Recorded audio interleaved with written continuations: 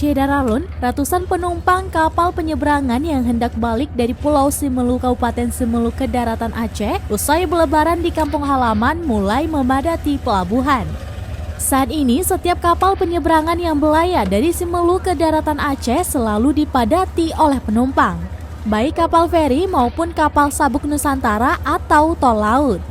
Para penumpang kapal rata-rata didominasi oleh mahasiswa dan juga pekerja asal Simelu di perantauan.